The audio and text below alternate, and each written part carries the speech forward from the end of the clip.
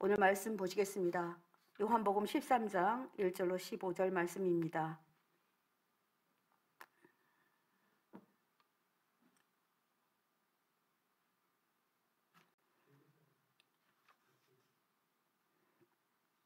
제가 봉독해 드리겠습니다. 우리 1절 제가 읽고 2절은 여러분들이 같이 읽겠습니다. 이렇게 해보겠습니다. 15절까지. 15절은 함께 읽겠습니다. 1절 말씀 읽겠습니다. 6월절 전에 예수께서 자기가 세상을 떠나 아버지께로 돌아가실 때가 이른 줄 아시고 세상에 있는 자기 사람들을 사랑하시되 끝까지 사랑하시니라. 마귀가 벌써 시몬의 아들 가룟 유다의 마음에 예수를 팔려는 생각을 넣었더라. 저녁 먹는 중 예수는 아버지께서 모든 것을 자기 손에 맡기신 것과 또 자기가 하나님께로 오셨다가 하나님께로 돌아가실 것을 아시고 저녁 잡수시던 자리에서 일어나 겉옷을 벗고 수건을 가져다가 허리에 두르시고 이에 대야에 물을 떠서 제자들의 발을 씻으시고 그 두르신 수건으로 닦이기 시작하여 시몬 베드로에게 이르시니 베드로가 이르되 주여 주께서 내 발을 씻으시나이까. 예수께서 대답하여 이르시되 내가 하는 것을 내가 지금은 알지 못하나 이후에는 알리라. 8절 베드로가 이르되 내 발을 절대로 씻지 못하시리이다. 예수께서 대답하시되 내가 너를 씻어주지 아니하면 내가 나와 상관이 없느니라. 9절 시몬 베드로가 이르되 주여 내 발뿐 아니라 손과 머리도 씻어 주옵소서. 예수께서 이르시되 이미 목욕한 자는 발밖에 씻을 필요가 없느니라. 온몸이 깨끗하니라. 너희가 깨끗하나 다는 아니니라 하시니 이는 자기를 팔 자가 누구인지 아심이라. 그러므로 다는 깨끗하지 아니하다 하시니라. 그들의 발을 씻으신 후에 옷을 입으시고 다시 앉아 그들에게 이르시되 내가 너희에게 행한 것을 너희가 아느냐. 너희가 나를 선생이라 또는 주라 하니 너희 말이 옳도다. 내가 그러하다. 내가 주와 또는 선생이 되어 너희의 발을 씻었으니 너희도 서로 발을 씻어주는 것이 옳으니라. 내가 너희에게 행한 것 같이 너희도 행하게 하여 본을 보였노라. 아멘. 하나님의 말씀입니다. 요한복음 13장은 여러분들이 너무나 유명한 장이고 여러 번 설교를 들으셨을 것입니다. 저는 금요 성령 집회에 말씀을 전하라는 말씀을 듣고 기도하는데 하나님 이 말씀 본문 주시는 거예요. 그래서 정말 이 본문 말씀을 정말 다른 어떤 목사님보다 잘할 자신도 없고 또 어떻게 이 말씀을 전해야 될지 참 고민이 많았습니다. 그런데 주님은 계속 이렇게 이 말씀을 이렇게 하라고 말씀을 하셔서 요한복음 13장 정말 수없이 읽고 또 묵상하였습니다. 여러분이 아시다시피 요한복음 13장은 너무나 유명하게 예수님이 자기가 사랑하는 자기 제자들을 끝까지 사랑하시는 본을 보여준 성경으로 유명합니다. 본문 말씀을 통해서 예수님은 우리 모두에게 찐 사랑이 무엇인지 그리고 진짜 용서가 무엇인지 알기를 원하시는 것 같습니다. 예수님이 제자들의 발을 씻기신 이유를 우리가 정확하게 안다면 우리는 오늘 요한복음 13장을 기록한 성령님의 그 큰 은혜를 알게 될 것입니다. 제자의 발을 씻기신 이유를 성경 본문은 정확하게 말해주고 있습니다. 첫째는 하나님이 이 땅에 오셨다가 사역을 마치고 다시 하나님께로 갈 때가 되었다라는 것입니다. 이것이 첫 번째 이유입니다. 다시 말하면 하나님은 이 땅에 아들 예수님을 보내셨고 예수님을 다시 소환할 때를 맞이했다라고 하신 것입니다. 아버지께로 돌아갈 시간이 된 것입니다. 성경에서 시간의 의미를 세 가지로 사용합니다. 우리는 그냥 몇 시 몇 하죠. 그런데 성경은 보면 때라고 기록합니다. 여러분 지금 시간이 8시 45분에서 46분으로 가고 있는데요. 지금 크로노스의 시간이 흘러가고 있습니다. 봄, 여름, 가을, 겨울 이렇게 흘러가는 시간을 크로노스의 시간이라고 합니다. 그리고 또 하나의 시간이 있는데요. 지난번에도 한번 말씀드렸던 것 같은데 카이로스의 시간입니다. 이 시간은 정말 특별한 의미가 부어지는 시간입니다. 예를 들어서 여러분이 하나님이 여러분을 만나주는 시간이라든지 긴 시간 기도했는데 갑자기 눈을 떠보니까 짧게 기도했다고 생각할 때 아주 한 3시간 기도했는데요. 한 15분, 20분 기도한 것처럼 그렇게 느껴지는 시간, 이런 시간을 말합니다. 누군가 마음이 통해서 막 이야기를 하는데 그 시간이 금방 가서 정말 시간이 가는 줄 모르고 갔다든지 이런 것을 말할 때 크로노스의 시간이다 이렇게 말합니다. 그런데 여기는 우리 요한복음 13장에서는 이 때를 말할 때 여기는 호라의 시간입니다. 이 호라는요 그야말로 하나님이 정하신 때를 의미합니다. 하나님이 이 시간은 그냥 하나님이 정해놓으셨어요. 그래서 바꿀 수도 없습니다. 아버지께로 돌아가실 때가 되었다 이렇게 표현합니다. 이제 그때가 된 겁니다. 이 시간을 말할 때 종말론적, 묵시론적 의미일 때만 요 때라는 시간을 이 호라라고 씁니다. 주의 날, 이게 호라의 날입니다. 예, 그러니까 그들은 호라의 시간이 되었어 이렇게 호라가 되었어 이렇게 말하는 겁니다. 그리고 완성의 때, 시간 중의 시간, 그러니까 아주 정말 중요한 시간, 하나님의 시간, 하나님이 온전히 독점하는 시간입니다. 이와 같은 표현을 씁니다. 볼지어다 내가 세상 끝날까지 너희와 항상 함께 있으리라. 이럴 때 이렇게 말합니다. 제가 뭐 히브리어 잘 읽지 못하는데요. 테스 신딜레이아스 투아이 오노스 이렇게 말합니다.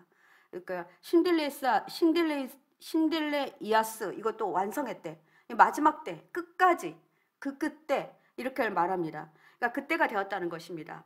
심판 때에 불경건한 자에게는 벌을 내리고 의인은 영원한 구원으로 인도하시는 그때를 말합니다.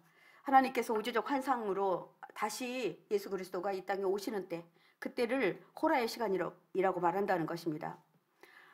주님은 호라의 시간이 되었다는 것을 인식하셨습니다. 아, 하나님이 아버지가 나를 부르실 때가 되었구나 이렇게 생각하신 겁니다.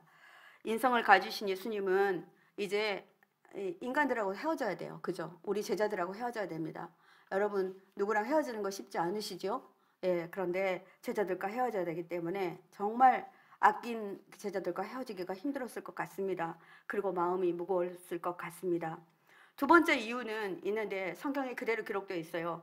유다에게 마귀가 예수님을 팔려는 마음을 넣어주었다는 것을 알았어요. 그래서입니다. 예, 마지막 때가 된 것을 안 거예요.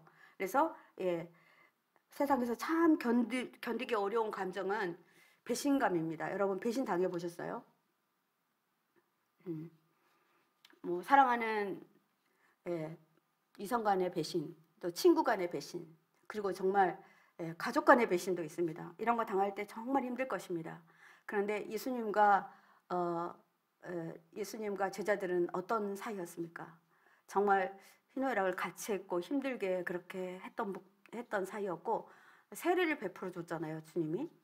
그래서 선생으로 자신이 사랑하는 제자들에게 배신당하는 거 정말 어려울 것 같습니다. 근데 그 아픔을 겪어야 할 그 시간이 다가온 것입니다. 그러나 주님은 세 번째 이유가 가장 큽니다. 주님은 이렇게 말합니다. 사망에서 생명으로 옮기는 권세가 너에게 있다. 이것을 알았다는 거예요. 3절 말씀에 나옵니다. 나에게 그 권세가 있다는 걸 알았다. 그래서 나는 해야 된다라고 생각하신 것입니다. 주님은 아버지께서 자신의 죽음에 대한 선택을 자신에게 맡기신 것을 알았습니다. 아버지께로 돌아가야 한다는 것도 아셨지만 내가 죽음도 내가 선택해야 되는 것이고 이것을 이겨낼 것도 내가 선택해야 된다는 것을 알았습니다. 그리고 주님은 자신의 죽음을 통과한 후에 반드시 자기가 영광 받으실 사실도 알았습니다. 그러기에 주님은 이것들을 모두 받아들인 것 같습니다. 마태복음 28장 18절 말씀에는 하나님은 주님께 하늘과 땅의 모든 권세를 주셨다 이렇게 말합니다. 하나님 이미 우리 주님께 하늘의 권세, 땅의 권세를 모두 주었습니다. 하늘의 권세는 무엇입니까? 생명의 권세입니다. 땅의 권세는 무엇입니까? 사망의 권세입니다. 죽음의 권세입니다. 주님에게는 죽음의 권세도 사망의 권세도 있었습니다. 죽음을 이겨내야 하늘의 권세를 얻을 수 있다는 것도 주님은 이미 아셨습니다. 사망 권세를 이기고 승리하는 권세를 제자들에게 보여주시려는 주님의 마음이 고스란히 요한복음 13장에 들어있다는 것입니다. 하나님이 정하신 때를 감지하신 주님은 이제 자기 죽음을 준비하기 시작합니다. 예수님께서는 고난받기 전에 제자들과 함께 유월절 먹기를 원하셨습니다. 아마도 예수님께서는 유월절 어린 양인 자신이 유월절이 희생되고 난 다음에는 아마 유월절 식사가 더 이상 자신은 할 수 없다는 것을 알게 되신 것 같습니다. 돌아가시기 하루 전날입니다. 제자들과 만찬을 하시면서 자신이 죽고 난 후에 유월절 식사가 아무런 의미가 없고 그때부터는 너희가 내 피와 내 살을 먹을 것이다 이렇게 말씀하시고 싶으셨을 것 같습니다. 주님은 제자들에게 유월절 준비를 하라고 하는데 늘 잡아야 됐던 양은 잡으란 말씀이 없으세요. 여기 보면은 포도주와 다른 본문 성경에 보면 포도주와 떡을 준비하라 그렇게 말합니다. 유월절에 이스라엘 백성들은 그 양을 잡아 고기를 먹지 않았습니까? 그런데 양은 없고 떡과 포도주만 준비하라고 하시고 성만찬을 베푸십니다. 제자들이 이 식사의 자리가 진정한 유월절의 제물이신 예수님이 주인공이라는 사실을 알았을까요? 진짜 유월절의 제물이 되실 예수님이 정말 본인이 직접 죽으실 것이라는 것을 몰랐겠죠. 유월절 어린 양 되신 주님은 잔을 드시고 이렇게 말합니다. 이 포도주는 나의 피다. 너희들이 받아 마셔라. 그리고 떡을 들어 축사하시고 이 떡은 나의 몸이다. 너희들이 함께 나누어 먹어라. 이렇게 말합니다. 그리고 제자들과 나누어 먹습니다. 성찬할 때 우리는 주님의 몸 대신 빵을, 보혈 대신 포도주를 받습니다. 성찬의 의미는 우리는 주님의 은혜로 한 몸이 되었다는 의미를 포함합니다. 성찬을 그냥 받는 게 아니라 우리가 다 받잖아요. 뭐 요즘은 이제 코로나로 이렇게 개인 키트로 주기도 합니다. 근데 실제로 한다면 포도주에다 빵을 이렇게 적셔 먹는 게 맞습니다. 실제로 그렇게 해야지 돼요. 왜냐하면 예수님이 그렇게 하셨거든요. 우리가 한 몸이라고 하는 것에 대해서 한번 생각해 보셨으면 좋겠습니다. 우리가 한 몸이라는 것은 서로 다른 몸인데 한 몸이라고 하는 사이가 어떤 사이죠? 바로 부부입니다. 부부는 둘이 하나가 됐다 해서 부부 하나입니다. 한 몸이라고 하죠. 근데 또 한 가지 경우가 있습니다. 그것은 교회입니다. 교회는 다 그냥 각자가 굉장히 많죠. 사람들도 많은데 이 공동체를 다 한 몸이라고 말해요. 교회는 주님의 피로 하나가 된 한 몸 공동체입니다. 이게 아주 중요한 의미입니다. 그러니까 이 교회라는 것은 사실 운명을 같이 한다는 의미가 있습니다. 교회에서 운명 같이 그렇게 하나요? 네, 저 사람은 축복 받네. 나는 힘드네. 저 사람 어쩜 저렇게 잘 돼. 나는 왜 안 돼. 저 사람 왜 이렇게 죄를 지어. 아유, 이렇게 하죠. 이렇게 하면 안 된다는 것입니다. 주님은 십자가에 달려 돌아가시기 전에 제자들이 어떤 경우에도 흩어지지 않기를 바라셨습니다. 이 공동체가 12제자 흩어지지 않기를 바라셨습니다. 이들이 뭉쳐야만 힘을 발휘할 것이기 때문입니다. 서로 사랑하며 용서하기를 원했습니다. 로마서 7장 4절을 3번역으로 보시겠습니다. 나의 형제자매 여러분 같이 함께 읽겠습니다. 시작. 나의 형제자매 여러분도 그리스도의 몸으로 말미암아 율법에 대해서는 죽임을 당했습니다. 그래서 여러분은 다른 분 곧 죽은 사람들 가운데서 살아나신 그분에게 속하게 되었습니다. 그것은 우리가 하나님을 위하여 열매를 맺게 하기 위함입니다. 네, 그분에게 속하게 되었다 이렇게 말합니다. 이 속한다는 말은 하나가 되었다 이런 뜻입니다. 우리가 하나가 되었다라는 의미가 이렇게 된다고 한다면 우리는 이 교회라는 이 공동체에 대해서 다시 한번 생각해 봐야 됩니다. 주님은 이것을 아신 거예요. 이것을 아시고 갑자기 성만찬을 하시다가 갑자기 자리에서 벌떡 일어납니다. 얘들에게 진짜 한 몸이 되었다는 것을 어떻게 알려주지 그랬을 것 같습니다. 2절 말씀에 주님은 악마가 이미 유다의 마음속에 들어와서 예수를 팔 생각을 불어넣은 것을 알았어요. 그러면 어떤 일이 벌어질까요? 그 사랑하던 주님을 제자 중 한 사람이 팔아요. 여러분 상상 한번 해보세요. 3절 말씀에 보면 아버지께서 모든 것을 자기 손에 맡기신 것도 알고 자기가 하나님께로 오셨다가 하나님께로 돌아갈 걸 알아요. 그러니까 무슨 말씀입니까? 이들을 합할 권세, 이들을 용서할 권세, 모든 것들을 주님이 갖고 계신 것입니다. 그래서 주님은 갑자기 식사를 하시던 도중에 갑자기 자리에서 벌떡 일어나요. 벌떡 일어나십니다. 이 장면은 사복음서의 평행 본문에서는 이 제자들의 발을 씻기는 본문이 없어요.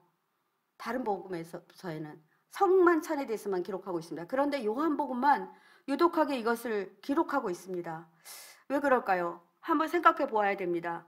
여러분, 성만찬의 의미와 예수님의 제자들의 발을 씻기는 이 광경, 이것이 이 요한복음에만 기록되어 있는데 이게 서로 밀접한 연관이 있기 때문이라는 것입니다.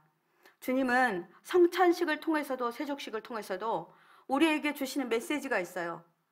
너희들이 죄에 대해서 어떻게 처리할지, 죄를 어떻게 다룰지에 대해서 주님은 말씀하시고 싶으셨을 것 같습니다. 요한은 요한복음을 아주 노년에 기록합니다. 근데 여러분, 요한복음은요 참 특이해요. 요한복음 처음에 시작할 때 가나의 혼인잔치도 다른 복음서에는 없어요. 그런데 그거 기록하고요, 여기서도 이런 거 기록해요. 요한은 참 감성적인 사람이었던 것 같습니다. 그래서 예수님의 마음을 요한복음에 기록하고 예수님의 그 인성을 요한복음에 많이 기록한 것을 볼 수 있습니다. 주님과 가장 가까운 제자로 지내면서 주님이 자기 자신을 따르는 제자를 얼마나 사랑했는지, 그를 어떻게 아꼈는지를 그가 본대로 다 기록해줘요. 우린 요한복음을 보면 주님의 인성이 느껴집니다. 주님이 어떻게 우리를 사랑했는지 알게 됩니다. 유대인의 풍속에는 보통 식사 전에 손님의 발을 씻는 게 그 통례예요. 그런데 주님은 식사 도중에 벌떡 일어나십니다. 이 벌떡 일어나시다, 이거는 콤이라고도 하고요, 일어나다는 에케이로라고도 합니다. 여러분, 죽은 나사를 일으킬 때, 나사여 일어나라 할 때 에케이로 해라 이렇게 하는데 주님이 에케이로 하신 것입니다. 뭐죠? 죽은 자를 살리시는 것처럼 그렇게 하나님 행동하신 것이에요. 이 장면을 한번 우리 한번 보시도록 하겠습니다. 한 4분 30초 정도 되는 영상인데 여러분, 한번 이 세족식 하는 장면, 제가 설명하는 것보다 여러분이 영상으로 보시면 훨씬 더 좋을 것 같아서 함께 보시도록 하겠습니다. 6월절 저녁 예수께서 자기가 세상을 떠나 아버지께로 돌아가실 때가 이른 줄 아시고 세상에 있는 자기 사람들을 사랑하시되 끝까지 사랑하시니라.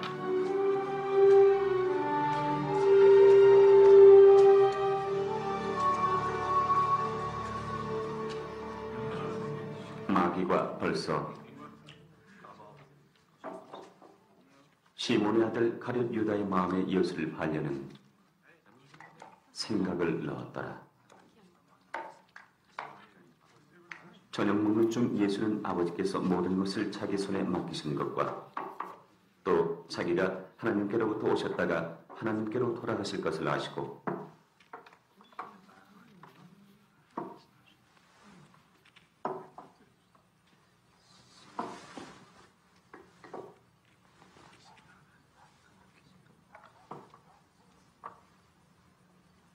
저녁 잡수시던 자리에서 일어나 겉옷을 벗고 수건을 가져다가 허리에 두르시고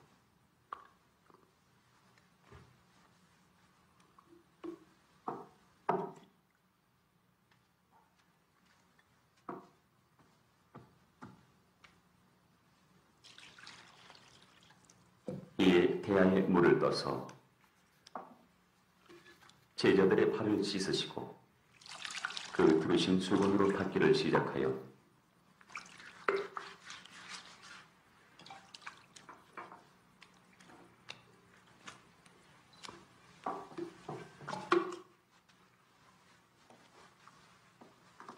시몬 베드로에게 이르시니 주여, 주께서 내 발을 씻으시라이까? 내가 하는 것을 네가 지금은 알지 못하나 이후에는 아니라. 내 발을 절대로 씻지 못하시리이다. 내가 너를 씻어주지 아니하면 네가 나와 상관이 없느니라. 주여, 내 발뿐 아니라 손과 머리도 씻어주옵소서.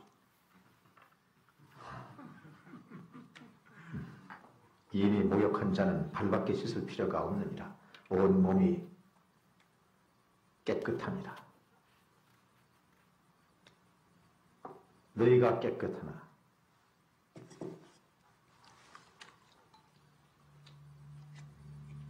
다는 아니니라 하시니 이는 자기를 팔 자가 누구인지 아십니다.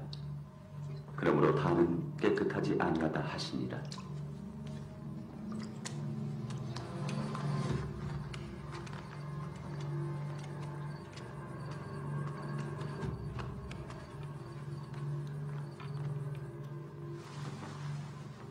그들의 발을 씻으신 후에 옷을 입으시고 다시 앉아 그들에게 이르시되 내가 너희에게 행한 것을 너희가 아느냐?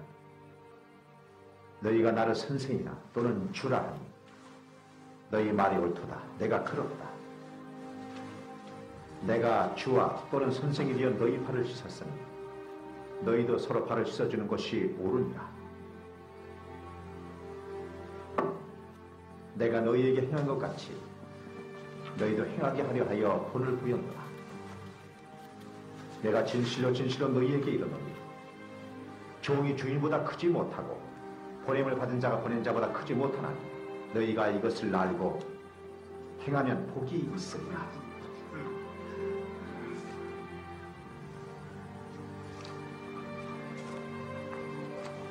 내가 너희 모두를 가리켜 말하는 것이 아닙니다. 나는 내가 택한 자들이 누구인지 압니다. 그러나 내 떡을 먹는 자가 내게 발꿈치를 들었다는 성경을 응하게 하려는 것입니다. 지금부터 일이 일어나기 전에 미리 너희에게 일러두면 내가 그인 줄 너희가 믿게 하려 함이로라. 내가 진실로 진실로 너희에게 이르노니 내가 보낸 자를 영접하는 자는 나를 영접하는 것이요 나를 영접하는 자는 나를 보내신 이를 영접하는 것입니다.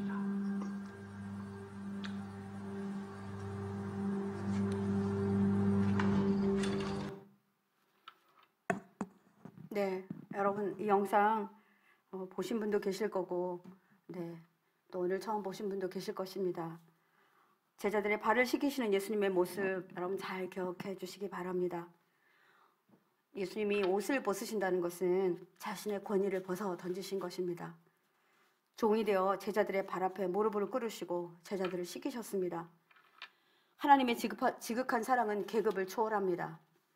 영광 받으실 주님은 도리어 자기 가장 낮은 자리에 계셔 주셨습니다. 사랑하는 성도 여러분, 발을 씻기시는 예수님의 모습은 세상 사람들의 모든 죄를 대신 지신 속죄의 제물이라는 의미입니다. 그리고 한 가지 의미가 더 있습니다. 주님은 제자들의 발을 자신이 씻기십니다. 이 말은 죄를 대신하여 씻긴다는 의미인데요. 이것은 중보의 의미가 들어 있습니다. 중보는 하나님과 죄를 지은 사람 사이에 들어가 대신 죄를 회개한다는 의미입니다. 지금도 주님은 하나님 보좌 우편에서 우리를 대신하여 하나님께 중보해 주시고 계십니다. 구약 시대에도 히스기야가 하나님께 기도할 때에 중보자가 되어달라고 기도하는 장면이 나옵니다. 이사야서 38장 14절입니다. 히스기야가 아도나이의 하나님, 내가 압제를 받사오니 나의 중보가 되어 주십시오 라고 기도합니다. 자신의 힘으로는 도저히 용서받지 못하니 주님이 나의 중보가 되어 주십시오. 이 말은 보증이 되어달라는 말입니다.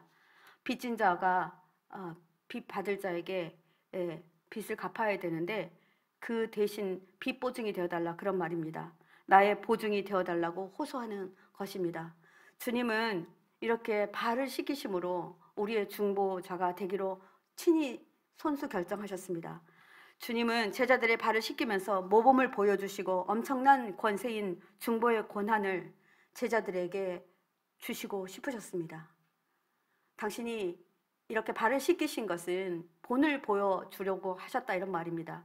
그러니까 단순히 본을 보여주기 위해서, 본이 되게 하기 위해서 그렇게 하신 것이 아니라는 거예요. 이것을 대위권이라고 하는데요. 이 대위권은 주님이 제자들에게 이 발을 씻겨주는 것, 중보해주는 것을 내가 할 뿐 아니라 내가 가고 나면 너희들이 해야 된다, 이런 말입니다.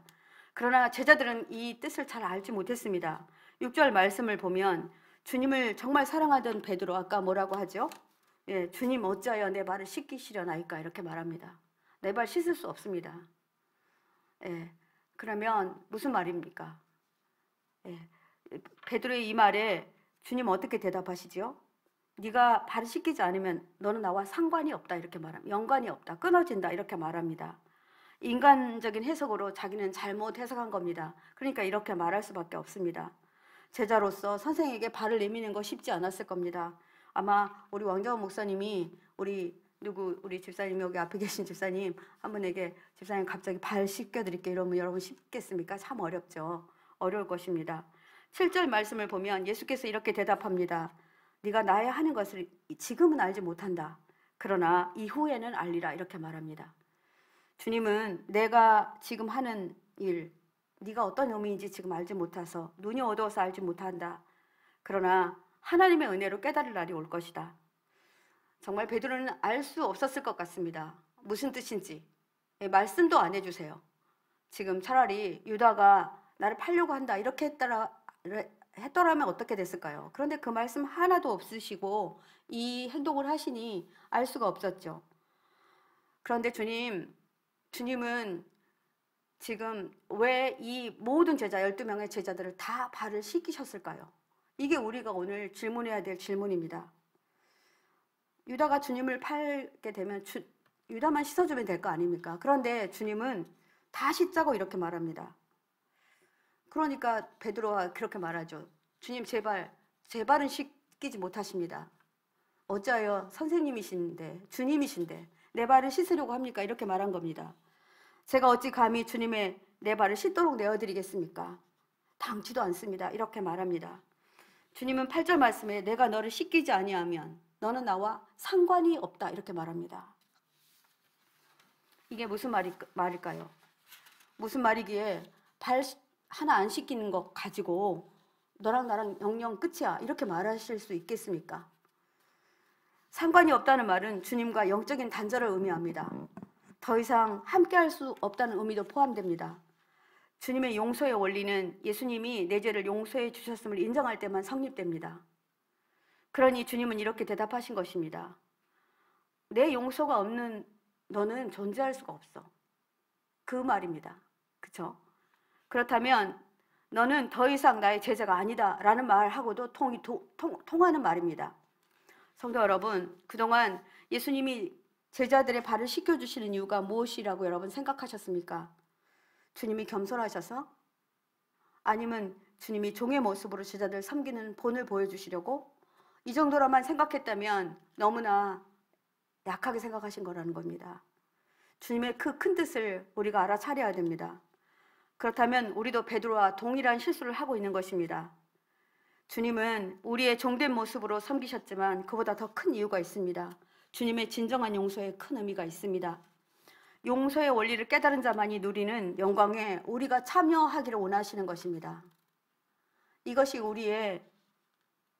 주님이 우리를 사랑하시는 진짜 이유입니다. 그리고 우리 제자들에게 그것을 알려주고 싶으셨던 겁니다.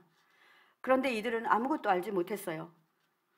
주님은 우리가 주님의 보혈로 용서를 받는 것뿐 아니라 주님의 영광에도 참여하는 자들이 되어달라. 이 시간 우리들에게도 이렇게 말합니다. 단순히 구원받은 은혜가 내 죄를 사함받는다는 생각만 합니다. 그러나 주님은 너희가 내가 받은 영광에도 참여해야 되지 않겠냐 이렇게 말합니다. 너희에게도 함께 받아야 할 영광이 있다 이렇게 말씀하십니다. 베드로전서 4장 13절 말씀입니다. 여러분 함께 큰 소리로 읽겠습니다. 오히려 너희가 그리스도의 고난에 참여하는 것으로 즐거워하라. 이는 그의 영광을 나타내실 때에 너희로 즐거워하고 기뻐하게 하려 함이라 이렇게 말합니다. 우리가 누구의 죄를 씻어주거나 누구의 어떤 흠을 이게 덮어줄 때 참 힘이 듭니다. 그리고 같이 고난을 받게 됩니다. 여러분 남편이 잘못하면 아내 고난 받죠. 고난 속에 있게 됩니다. 주님이 영광 중에 나타나실 때 우리가 그 자리에 함께 있기를 원하십니다. 고난에 참여하는 것은 쉽지 않으나 현재의 고난은 장차 우리에게 올 그 영광에 견주면 아무것도 아니라는 것입니다. 베드로를 보십시오. 나는 상관이 없다 말씀하시니 하시다가 갑자기 너랑 상관이 없다 이러니까 주님 그러지 마십시오. 저 내 발뿐 아니라 내 손도 머리도 다 씻어주십시오 하고 자기 몸을 내미는 것입니다. 참 무지하게 말한 것입니다. 10절 말씀에 주님은 그때 의미심장한 말씀을 합니다. 이미 목욕한 사람은 온몸이 깨끗하다. 그러니 발밖에는 씻을 필요가 없다. 이렇게 말합니다. 너희는 깨끗하다. 그러나 뒤에 단서를 답니다. 다 그런 것은 아니다. 이렇게 말합니다. 이것은 가룟 유다를 두고 한 말씀입니다. 이 말씀의 배경에 유대의 풍습이 들어있기 때문입니다. 유대인들은 잔치에 갈 때 먼저 집에서 목욕하고 갑니다. 가는 도중에 발이 더러워질 것이기 때문에 사막이고 이게 슬리퍼 같은 걸 신잖아요. 그러니까 언제나 그 집 앞에는 그 물두멍이 있어요. 그래서 거기서 그 집 안에 도착하면 그 집에 아주 가장 낮은 하인이 와서 그 주인이 씻겨드려라 그러면 씻겨드리고 아니면 물을 내드립니다. 그럼 발을 씻습니다. 그러니까 주님은 잘 알아들으라고. 예, 베드로가 조금 빨리 이렇게 머리가 안 돌아간 사람이었던 것 같아요. 이미 목욕하고 왔기 때문에 온몸을 씻을 필요가 없다. 발만 씻으면 된다. 이렇게 잘 알아듣게 말해줍니다. 그래도 주님은 베드로가 못 알아들으니까 그 유대 풍습을 말하면서 알아듣기를 바라셨습니다. 여러분, 우리가 여기서 목욕했다는 의미와 발을 씻는다는 의미를 잘 알아야 합니다. 목욕한다는 것은 우리가 그리스도를 영접하고 우리 죄를 용서받고 세례받는다는 의미입니다. 세례받은 사람은 다시 세례받을 필요가 없다라는 얘기입니다. 그러니까 이들은 지금 다 세례를 받았어요. 우리 큰 죄, 그러니까 정죄받아야 될 죄는 이미 다 용서받은 것입니다. 우리가 죽어 마땅한데 예수님의 보혈로 죽어야 할 우리가 다시 살게 된 이 죄, 이 죄는 이미 끝나 있다는 거예요. 그리고 세례 받은 후에도 그럼 우리가 또 죄를 짓게 되죠. 뭐 남의 걸 훔친다든지 거짓말을 한다든지 사기친다든지 이렇게 하죠. 이것을 자범죄라고 하는데요. 이 자범죄, 계속 지어지는 이 자범죄는 자주 씻어야 된다 이렇게 말하는 것입니다. 이걸 발을 씻는 거라고 말합니다.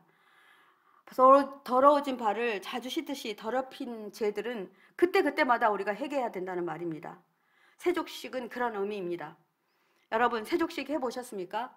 저도 기억에 남는 세족식이 있습니다. 제가 안산강림교회에서 있었을 때 일인데요. 저희 교회 유기석 목사님이 오신 지 얼마 되지 않았습니다.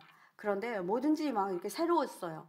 근데 그날도 뭐 세족식을 하신다고 하는데 뭐가 준비되고 있는 것 같아요. 막 수건들이 많이 준비되고 이렇게 하더라고요. 그런데 이제 세족식을 한다고 하니까 전교인이 한다고 하는 거예요. 그러니까 일단은 뭐 저 같은 경우 목욕도 하고 갔습니다. 발도 다 씻고 이제 교회를 갔는데 그렇지 않은 사람도 있었겠죠. 근데 목사님이 나오시더니 장로님들을 부르시는 거예요. 장로님 부부를 다 부르시고 그때 뭐 장로님이 한 서너 분밖에 안 계셨어요. 그러니까 부르시더니 목사님 사모님이 정말 겉옷을 이렇게 여기 우리 예수님처럼 벗으셨어요. 그리고 팔을 걷어 붙이시더니 장로님들은 목사님이, 사모님들은 우리 리브가 사모님이 이렇게 씻겨드리는 거예요. 다 정성스럽게 씻기시고 수건을 가지고 아주 꼼꼼하게 잘 닦아드리시는 거예요. 우리 성도가 다 보고 있었어요. 그러더니 장로님들을 뒤로 돌려 세우시면서 이제는 권사님들 나오십시오. 근데 권사님들이 의자에 쫙 앉았어요. 그러니까 이제 장로님들이 권사님을 씻기는 거예요. 이렇게 진행됐습니다. 그래서 권사님들이 다시 집사님들을 씻기고 집사님들이 그다음에 성도님들을 씻기는데 저도 제 차례가 왔습니다. 저는 그때 권사였기 때문에 집사님 한 분을 씻기게 되었습니다. 근데 이분이 발을 안 내놓으시는 거예요. 권사님 죄송해요. 제가 일터에서 오느라 발도 못 씻고 와서 도저히 제 발을 내놓을 수가 없다고. 그래서 괜찮다고. 그러면서 저도 발을 제가 들어서 양말을 벗기고 이제 씻겨드렸어요. 근데 정말 이분이 얼마나 고생했는지 그 발이 다 말을 하더라고요. 정말 별게 다 묻어 있는 것 같더라고요. 그리고 제가 발을 이렇게 손으로 꽉 잡고 기도를 하는데 제 안에서 그냥 눈물이 나오더라고요. 얼마나 힘들었을까 이런 생각이 들더라고요. 그래서 한참을 그 발을 붙들고 울었어요. 씻기지도 못하겠더라고요. 그래도 씻겨드리고 뭉클한 감정을 뒤로 하고 꼼꼼히 닦아드리면서 집사님이 정말 고생하시네요. 이렇게 말씀드렸어요. 그래서 이 연약감을 씻기라고 하셨구나. 이렇게 말씀드렸어요. 그분의 두 발에 손을 얹고 기도하는데 주님, 나도 이렇게 더러운 자였는데 주님이 날 씻겨주셨네요. 이런 생각이 드니까 마음이 너무나 어렵더라고요. 그분을 꼭 끌어안아 드렸습니다. 이 목사님은 하나님이신 예수님이 겸손함으로 제자들의 발을 씻기신 것처럼 우리도 형제들의 연약함을 씻어줘야 합니다. 이렇게 말씀하셨습니다. 종은 주인의 발을 씻길 때 어디서 이렇게 발이 더러워졌냐, 뭘 묻혀왔냐 이런 말 하지 않습니다.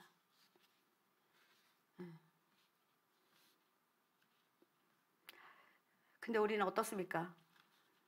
너 왜 그래? 막 이렇게 말합니다. 너 어쩌다가 그렇게 됐냐고 이렇게 말하죠. 우리 빌립보서 2장 7절로 10절 말씀 주님의 마음으로 한번 보도록 하겠습니다. 우리 함께 또 읽겠습니다. 7절부터 11절까지 우리 한 목소리 읽겠습니다. 오히려 자기를 비워서 족의 모습을 취하시고 사람과 같이 되셨습니다. 그는 사람의 모양으로 나타나셔서 자기를 낮추시고 죽기까지 순종하셨으니 곧 십자가에 죽기까지 하셨습니다. 그러므로 하나님께서는 그를 지극히 높으시고 모든 이름 위에 뛰어난 이름을 그에게 주셨습니다. 그리하여 하늘과 땅 위와 땅 아래에 있는 모든 것들이 예수의 이름 앞에 무릎을 꿇고 모두가 예수 그리스도는 주님이시라고 고백하며 하나님 아버지께 영광을 돌리게 하셨습니다. 네, 주님 이렇게 오셨습니다. 예수님이 무릎을 꿇는 것은 진정한 자기 비움입니다.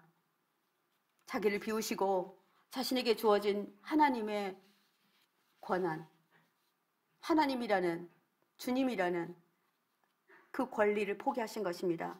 존엄과 주권까지 포기하신 것입니다. 종의 모습을 취하였다는 말은 종이 되었다는 말입니다. 종의 모습이 아니라 종이 되었다는 말입니다. 가장 높으신 하나님이 인간 중에 가장 낮고 천한 아주 종으로 내려가신 것입니다. 지극히 겸손의 표현이셨습니다. 빌립보서 2장 9절 말씀에 보면 하나님은 이런 그를 가장 높은 것으로 올려주셨습니다. 겸손과 수치의 자리에서 부활과 영화로운 승리의 자리로 옮겨주셨습니다. 이렇게 말하고 있습니다. 예수님의 이름이 모든 이름에 뛰어난 이름을 주시겠다. 그 이름이 바로 그 예수다. 그 이름 앞에 땅에 있는 자들과 땅 아래에 있는 모든 자들이 예수의 이름 앞에 무릎을 꿇게 될 것이다. 이렇게 말합니다. 하나님께서 예수 그리스도를 높이시고 만유의 주라는 이름을, 만왕의 왕이라는 그 칭호를 나중에 주시게 됩니다. 하나님 아버지께 영광을 돌리게 하려 함입니다. 라고 이렇게 말하고 있습니다. 여러분, 우리에게 우리 서로 죄를 씻겨주고 발을 씻겨주라는 의미는 이 의미를 잊지 마셔야 합니다. 하나님은 당신만 영광받지 않으십니다. 우리도 하나님의 자녀라는 이름을 받았고 우리도 그 자리에 서기를 주님은 바라십니다.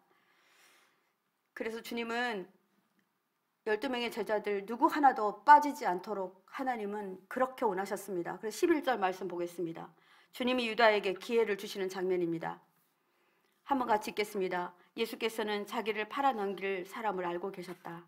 그러므로 너희는 다 깨끗한 것은 아니다 라고 말씀하신 것이다 말씀하십니다.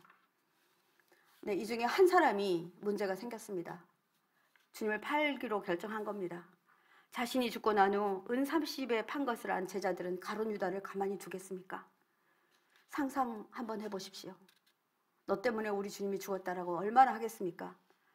그래서 주님은 너희가 다 깨끗한 거 아니다 라고 할 때 그가 알아들었어야 되는데 못 알아듣습니다. 허물은 가룟 유다에게 있었습니다. 그러나 주님은 유다를 지목하지 않으십니다. 이게 예수님의 방법입니다. 네가 나를 팔 거지 이렇게 말씀하실 수 있잖아요. 그런데 말씀하시지 않고 모두를 다 시킨 겁니다. 모두를 시켰다는 것은 모두 다 죄가 있다는 얘기잖아요.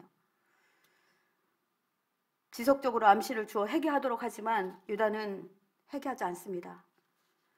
유다는 주님의 말씀을 알아듣지 못합니다. 주님은 이제 죄를 속죄하는 주체가 자신에게 있는 것을 알았습니다. 앞으로 일어날 일을 아시고 제자 모두의 발을 씻기신 주님, 유다를 포함해서 12명의 제자의 발을 다 씻기십니다. 12절 말씀입니다. 주님은 제자들의 발을 씻기신 후에 옷을 입으시고 식탁에 앉으시더니 내가 너에게 한 일을 알겠느냐 말씀하십니다. 이때까지도 알아듣는 제자는 있었을 거고 우리처럼 못 알아듣는 제자들도 많이 있었을 것 같습니다. 너희도 서로 발을 씻기는 것이 옳으니라 이 말씀을 하십니다.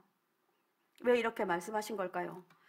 너희도 피차간에 발을 씻기는 것은 무엇을 의미하는 것일까요? 우리 공동체 중 한 사람의 잘못은 우리 모두의 잘못이라는 것입니다. 눈이 죄를 지으면 그 눈 빼버리면 됩니까? 그러면 외꾸는 되겠죠. 오른팔 죄를 지으면 오른팔 찍어버리면 되겠습니까? 그러면 장애인 되겠죠. 온전한 사람이 되지 않겠죠. 그러니 우리가 그 팔 빼지 않도록, 그 눈 빼지 않도록 우리가 함께 이 연약함을 감당해 주어야 된다는 것입니다. 누군가가 잘못할 때 주님 방식으로 처리해야 합니다. 우리가 함께 마음으로 품고 저의 연약함을 대신해서 내가 주님 앞에 무릎 꿇고 나아가야 한다는 것입니다. 그리고 우리 중 지체 한 사람의 잘못을 저지르면 주님 제가 잘못했습니다 라고 해야 맞다라는 것입니다. 저는 한 성도의 상담 신청을 받았습니다. 그녀는 어린 시절에 아주 힘든 시절을 지냈습니다. 부모님들이 너무 힘들어서 두 분 다 직장을 나가셨다고 해요. 그래서 집에는 어른들이 없었답니다. 이분이 5살 되는 나이였는데 동네에 아버지 잘 아시는 동네 어르신이 자기 집에 늘 놀러 오셨대요. 궁뎅이도 두들겨 주시면서 맛있는 것도 사주시고 누구야 참 예쁘다라고 말씀해 주시고 그래서 그 아저씨에 대해서는 경계가 사라졌답니다. 근데 이 아저씨가 이 나쁜 짓을 한 거예요. 이 아이에게 성추행을 했습니다. 아무리 어린아이라도 이것이 잘못된 것을 감지하지 않았겠습니까? 그때부터 아이는 잠을 자지 못하고 밤에 경기를 하고 오줌을 싸고 엄마는 그것 때문에 자기를 때리고 이렇게 했답니다. 그래서 그 어린아이가 아무것도 알지 못하니까 저 아저씨 죽어버렸으면 좋겠어 이렇게 생각했대요. 그리고 말도 했다. 근데 어느 날 사고가 나서 그 아저씨가 진짜 죽어버렸대요. 그런데 이게 웬일입니까? 이 아저씨가 죽고 난 다음에 이분에게 무서운 일이 일어났습니다. 자기가 저 아저씨를 죽게 했다라는 생각 때문에 잠도 못 자고 두려움에 우울증에 쌓이게 된 겁니다. 그녀는 어른이 되어서도 늘 누군가가 자신을 따라다니는 것 같은 피해망상을 경험합니다. 늘 불안에 떠는 그녀는 주위에 있는 지인이 교회 한번 나가보라고 했답니다. 그래서 이분은 안 찾아가 본 교회가 없대요. 큰 교회를 다 찾아가 봤답니다. 여러분 제가 말씀드리면 다 알만한 교회입니다. 근데 이 교회에서 자신을 짐승 보듯이 하더랍니다. 성도들의 눈총은 너무나 따갑고 자기가 설 자리가 없더랍니다. 교회 목사님이 하시는 말이 우리 교회는 당신을 감당할 수 없으니 다른 교회 가라고 하셨답니다. 누군가 선한목자교회 가면 받아줄 거라고 가보라고 해서 왔다고 여기서도 안 받아주면 자기는 갈 곳이 없다고 이렇게 말씀하시더라고요. 지금 교회가 무슨 짓을 한 것입니까? 이분은 공동체로 들어오려고 문을 두드렸는데 문을 꼭꼭 걸어당긴 겁니다. 죄인들을 용서하신 예수님을 주인으로 모신 교회가 어찌 이런 짓을 한 것입니까? 너는 죄인이니 들어올 수 없다고 말한 것입니다. 우리는 죄인 아니었습니까? 우리는 더 무서운 죄를 짓지 않았습니까? 저는 이 말을 듣고 할 말이 없었습니다. 저는 그렇게 말한 그 목사님을 대신해서 제가 목사로서 당신에게 용서를 구합니다. 그 자매를 거절했던 그 목사님을 대신해서 용서해달라고 정말 간곡히 부탁드렸습니다. 그리고 우리 교회 잘 오셨다고 저희가 도와드리겠다고. 지금은 그분 상담 잘 받고 양육도 잘 끝났습니다. 이제 한 공동체의 일원으로 주님의 자녀로 살아가고 있습니다. 지금 선한목자교회가 어떤 일을 한 거지요? 주님의 영광에 함께 참여하는 일입니다. 사랑하는 성도 여러분, 우리는 오늘 말씀을 통해 주님이 이 시간 우리에게 하시는 말씀을 듣기를 원합니다. 세상에 주님을 팔아넘긴 천하의 나쁜 놈 가룟 유다를 주님은 친히 그냥 용서해버립니다. 그런데 우리는 어떠합니까? 주님은 이 시간 너는 누구를 용서하지 못하겠느냐 이렇게 말씀하실 것입니다. 이렇게 잘못한 누구누구는 진짜 안 돼요. 이렇게 말씀하고 계시지 않습니까? 14절, 15절 말씀입니다. 오늘 주님이 우리에게 주신 핵심 말씀입니다. 함께 읽겠습니다. 내가 주와 또는 선생이 되어 너희 발을 씻었으니 너희도 서로 발을 씻어주는 것이 옳으니라. 내가 너희에게 행한 것 같이 너희도 행하게 하려 하여 본을 보여노라. 이렇게 말씀하십니다. 주님이 옷을 입으시면서 아까 장면 보셨죠? 네, 내가 주와 선생이 되어 너희 발을 씻었으니.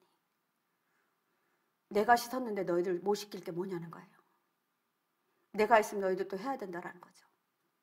예수님은 제자들의 발을 씻어주시면서 서로 사랑하고 용서해라. 앞으로 별일 다 일어날 거야. 그러니 너희들 다 봐줘야 된다. 이렇게 말씀하신 것입니다. 예수님이 보여주신 본이라는 말은 히포데이그마라는 말인데요. 모본, 표본이라는 뜻입니다. 모범이 되고 본이 되어지는 그런 뜻입니다. 주님은 제자들에게 이 시대의 우리들에게 명확한 표준이나 모범을 보이신 것입니다. 우리는 가족이나 지인이나 배우자, 부모 자식 간에 말할 수 없는 상처를 받습니다. 도저히 용서해 줄 수 없는 상황을 만나게 됩니다.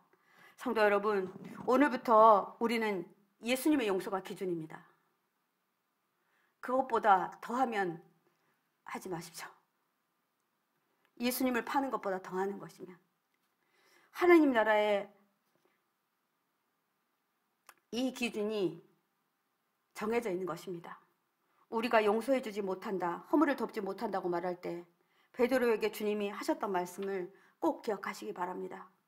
예수께서 내가 너를 씻겨주지 아니하면 너는 나와 상관이 없다. 용서하지 않고 봐주지 않고 넘어가지 않고 용납하지 않으면 주님은 우리에게 이렇게 말씀하신다는 것입니다. 주님은 너희가 형제의 허물을 용서해 주지 않으면 나는 너와 이제 끝이다, 이렇게 말씀하신 것입니다. 예수님이 자신을 팔아넘긴 가룟 유다의 허물을 용서하심과 같이 우리도 용서의 자리로 나아가기를 원합니다. 가룟 유다의 배신이 제자 모두의 배신이었습니다.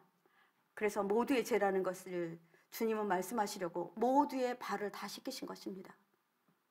한 사람만 씻기지 않고 한 몸 공동체이니 너희 모두의 죄야, 이렇게 말씀하신 것입니다. 내가 주와 선생이 되어 너희 발을 씻었으니 너희도 그리하라. 주님, 오늘 우리에게 주시는 엄한 명령입니다. 고린도 후서 2장 10절 말씀 읽어드리면서 말씀을 마무리하려 합니다. 고린도 후서 2장 10절입니다. 함께 읽으시겠습니다. 너희가, 크게 읽겠습니다. 시작. 너희가 무슨 일이든지 누구를 용서하면 나도 그리하고 내가 만일 용서한 일이 있으면 용서한 그것을 너희를 위하여 그리스도 앞에서 한 것이니 우리의 용서가 그리스도 앞에서 한 것이다, 이렇게 말하고 있습니다. 우리가 누구를 용서하면 하나님 앞에서 한 것입니다. 하나님께, 그러니까 그리스도 앞에서 한 것이니까 칭찬받을 만한 일이라는 것입니다. 사랑하는 성도 여러분, 성찬식은 이렇게 형제의 허물을 용서하고 형제의 잘못을 대신 중보한 사람들만 받아야 맞습니다. 이것도 하지 않고 성찬식을 떳떳하게 받는다면, 누구를 용서하지도 않고 성찬을 받는다면 무슨 죄를 진 것입니까? 지체의 잘못을 용서하지 않고 주님 앞에서 주님을 부인하는 일 한 것입니다. 형제 자매의 죄, 배우자의 죄, 교회 공동체의 죄, 목회자의 죄.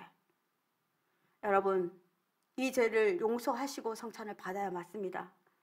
제가 이 말씀을 준비할 때는 성찬을 하시겠다고 하셨거든요, 우리 교회. 네, 이번에 성찬식 하시겠다고 그래서 우리 광욱준 목사님이 성찬 키트 다 샀습니다. 그런데 못하게 생겼습니다. 너무 아쉽습니다. 했으면 좋았을 텐데. 성찬은 주님의 살과 피를 나눠 마시는 행위입니다.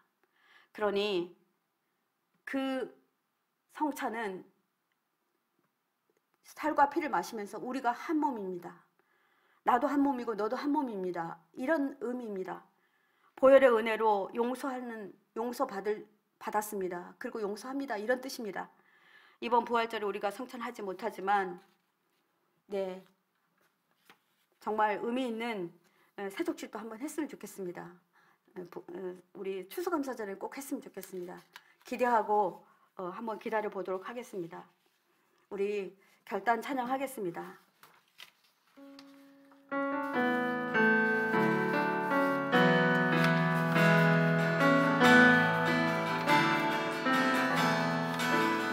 부활절 어린 양의 피로 나의 삶의 문이 열렸네.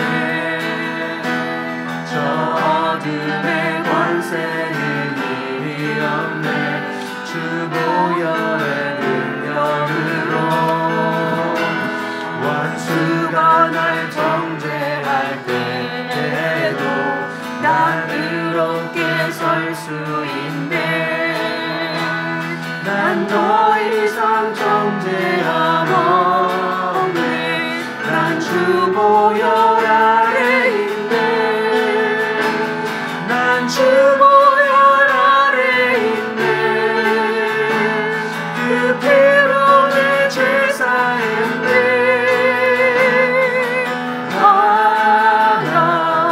하나님의 분들 날 거룩해 하시었네. 난 주 보혈 아래 있네.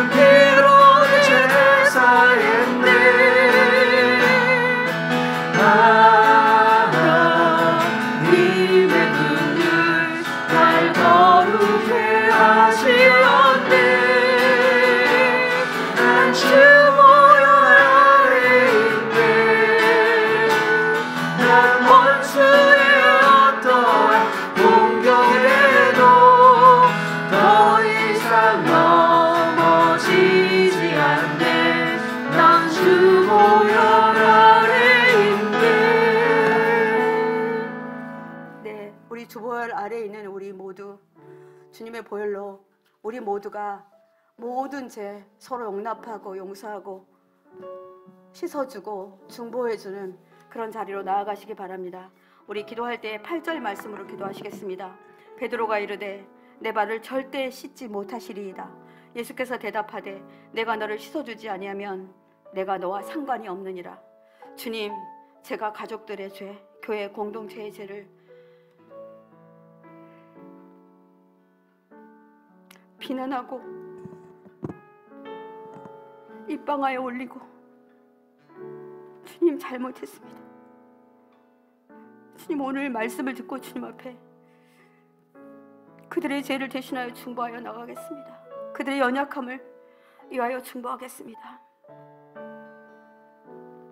공동체의 죄, 곧 나의 죄임을 인정합니다. 주님, 제가 공동체의 죄를 내 죄로 여기지 않아 내가 오히려 정죄받지 않기 위해 주님 앞에 간구하여 기도하겠습니다.